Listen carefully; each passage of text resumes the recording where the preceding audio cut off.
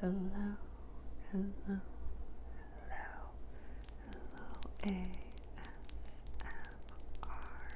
Nation. How are y'all doing?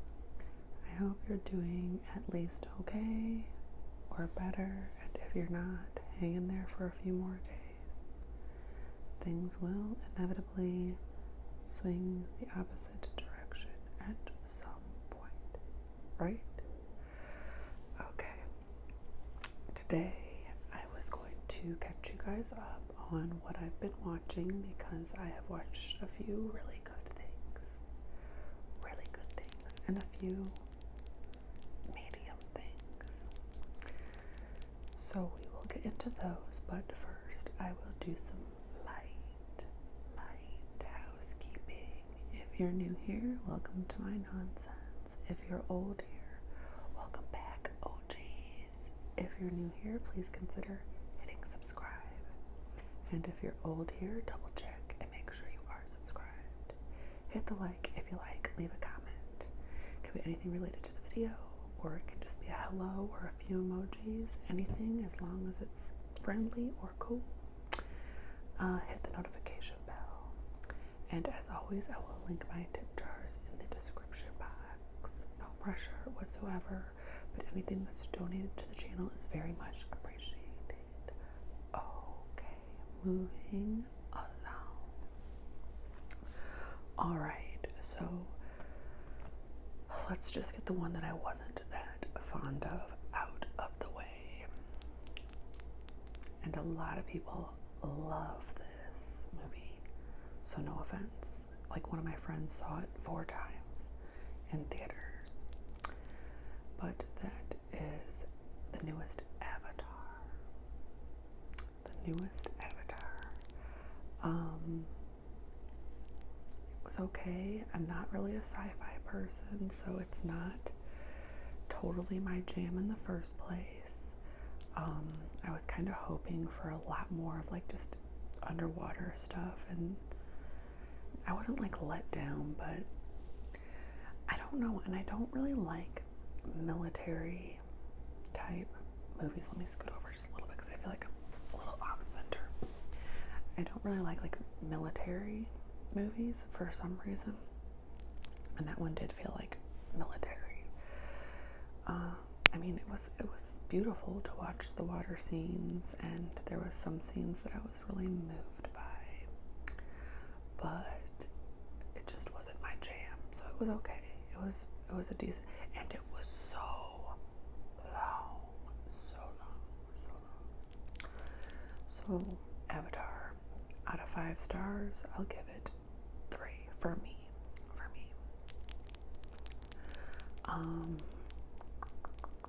John Wick 4.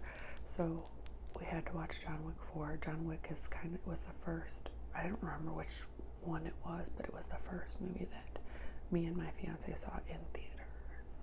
So it's kind of like a special movie to us. So when I saw it was available to rent on Amazon Prime, and it was Father's Day, so I was like, oh look, John Wick is available for rent. Should we rent it? He's like, yeah, let's do it now. Sometimes I crave a total action-filled, like, not plot-heavy, just like back-to-back action movie, and that will do it for me. So I was in the mood for it, and unfortunately, because we have our toddler and we had other stuff going on, we had to pause it like 4 times to get through it, but it was good. It was pretty good. Action from pretty much from start to finish, like any other John Wick. The story, I had a little bit of trouble following the story, but I think that's just because we had to keep pausing it to do this or that, and then I'd have to like backtrack in my mind to what the heck happened the first, when we were just watching it. I don't remember. It was like trying to piece it together almost, but it was good. John Wick, I will give probably 4 out of 5 stars. It was pretty good. Okay, then we have Fatal Attraction, which is available to watch on Paramount Plus. Paramount Plus. Amazing. First of all, I love Joshua Jackson. If you loved like Dirty John, it's kind of in this, well, it's based on the original Fatal Attraction from like what was that, the 80s. But if you liked Dirty John, if you liked Dr. Death, if you liked The Affair, and what's crazy is Joshua Jackson was in Dr. Death and The Affair. And then the woman, who I cannot think of her name right now, but the main character in Fatal Attraction, the woman, was in Dirty John season 2. She played Betty Broderick in season 2 of Dirty John. So if you've never seen any of those, give those a try. But okay, now to Fatal Attraction, which you can watch on Paramount Plus, and it is based on the old Fatal Attraction.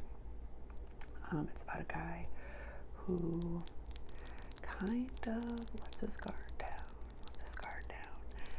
and because his ego is bruised from something that happens at work, you know, this woman is coming on to him, and he goes with it. He goes with it for, I don't know, a few days, a week. He's like having some type of extramarital affair. Well, what he doesn't realize is he messed with the wrong one, because of course he has no intent on leaving his family. He's like a prestigious lawyer, and he's got a wife and a kid and a dog and, you know, picket fence, whatever. But it shows how he can throw it all away in one silly, stupid week.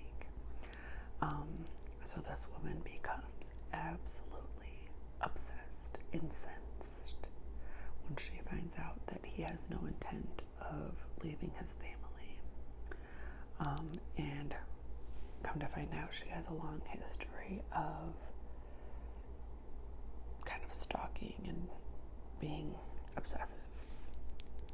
So he, you know, I guess I won't tell you the whole story, but he finds out that he made a big mistake. Really good. So out of 5 stars, I'm gonna give that one like 4.5. Like, it's a must watch. Paramount Plus, Fatal Attraction. And if you remember, I need to go back and rewatch the first movie, because there was like a lot of nods to that. There was a bunny in this one, like a white bunny, and in the first one, the woman that becomes obsessed does something with a bunny. So that was like a nod to the original. And then there was also a movie with Beyonce and Idris Elba, right, that was similar. I don't think it was called Fatal Attraction, but it was something similar, or maybe it was, I don't remember. But that's pretty good. It was decent too. Okay, what else? Cruel Summer season 1 came out, I want to say 2020-ish. And it's been a long time, and I did not know that they were remaking one. I had said a few times, like, I wish they'd make season 2 to Cruel Summer. In season 1, it's about a girl that gets involved with one of her teachers, and like she goes missing. But you don't know if, obviously it's wrong no matter what on the part of the teacher, but you don't know if she was there like on her own, like she went over there, or if the teacher kidnapped her. That's like kind of what you're trying to figure out.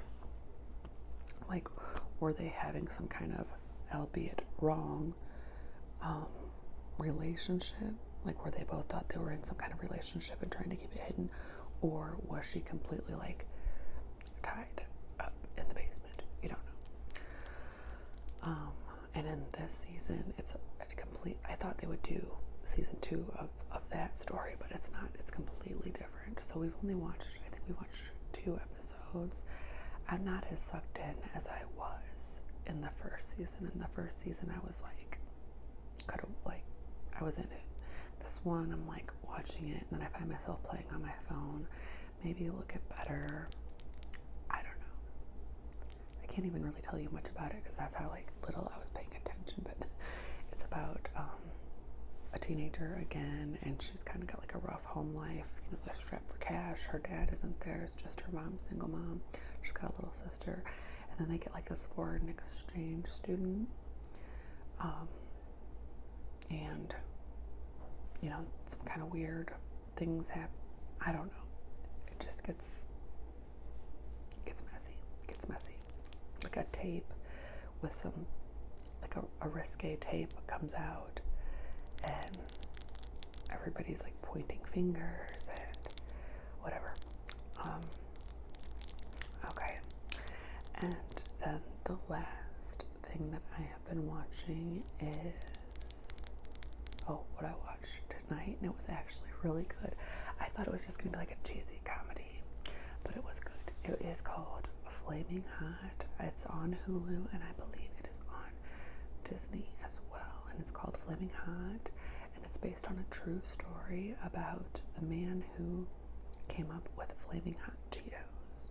So I was like, oh, this is going to be corny, but it was good. So he was a janitor with no high school diploma, and he got a job at Frito-Lay, the factory, as a janitor.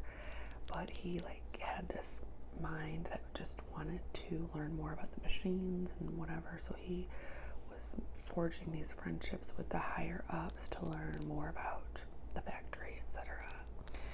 And he ends up coming up with, like 10 years in, he comes up with this idea of making a product that his community, Mexicans around the country would like, because he's like, you guys don't really have anything that's spicy enough for us.